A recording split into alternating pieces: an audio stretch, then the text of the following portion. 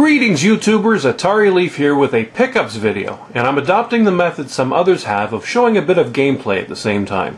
New intro, new format, I guess you could say I'm turning over a new leaf.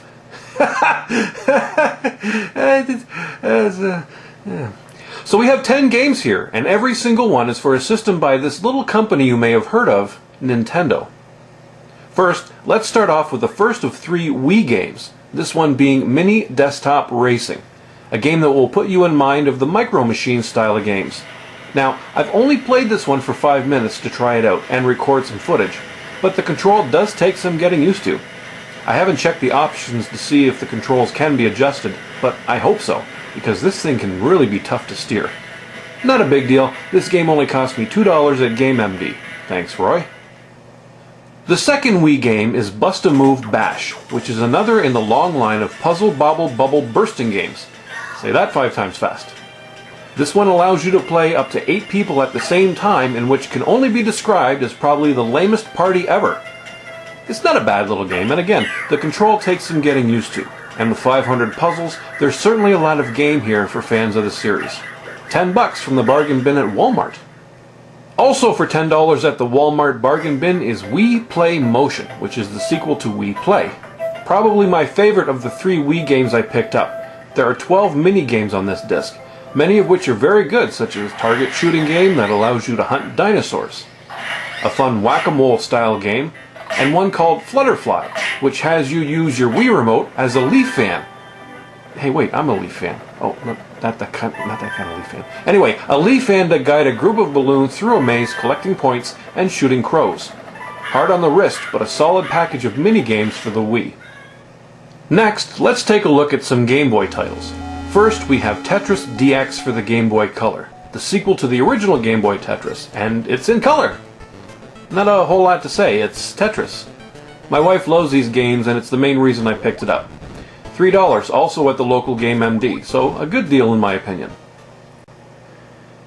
Now let's take a look at Kirby Pinball, which I believe was done by HAL of America, who also did another Game Boy pinball game, Revenge of the Gator, which is also really good. I'm a sucker for pinball games, and these little portable Game Boy pinball games are pretty good, and this pinball is no exception. Don't ask me who all the goofy little characters are in the game, it really doesn't matter. It's pinball, it's Kirby, and it's a very good game. $4 at Cash Converters. Next we have Hyper Load Runner, another port of the excellent Load Runner, which was originally done by Broderbund for personal computers like the Apple and Atari computers in 1983. In this port you're chased by robots or cyborgs instead of mad monks or guards. You have to collect all the gold and escape to the next level. It wouldn't be much of a Load Runner game if you couldn't edit or create your own levels, which you can. However, I don't believe there's a battery in the game to save those levels, which is very odd. But it's a very fun and challenging game.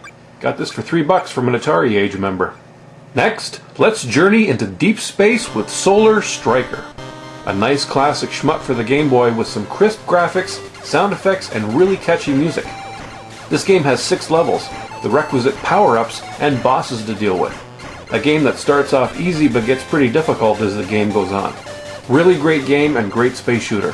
Thanks again to Roy, got this one for $4 at GameMD. What's this? Tetris again? Yep, this time it's Tetris Worlds for the Game Boy Advance. Once again, there's not much to say, it's Tetris. There are different modes and gameplay styles, but I don't really see a whole lot of difference myself. Again, these games are mostly for my wife, although I do enjoy playing these every now and then. $2 from the same fellow on Atari Age where I got Hyper Load Runner. Next is Crash Nitro Kart for the GBA, a very good version, and I also have the GameCube version as well. I've always kind of preferred the Crash racing games over the Mario Kart games for some reason, my favorite being the original on the PlayStation 1. This one plays and controls very well, and the graphics are very well done for the GBA. Really glad I picked this one up. It's my favorite racing game on the GBA so far. $4 at Cash Converters. Good deal, I think. Finally, for the Super Nintendo, we have Stunt Race FX, another game that uses the special FX chip like Star Fox on the SNES. Another fun racing game with good graphics for the time period. Nice cartoony cars and tracks. I have a lot of fun with this one. I really enjoy it. Not a bad price either. $3 from that same Atari Age member where I got Tetris Worlds and Hyper Load Runner.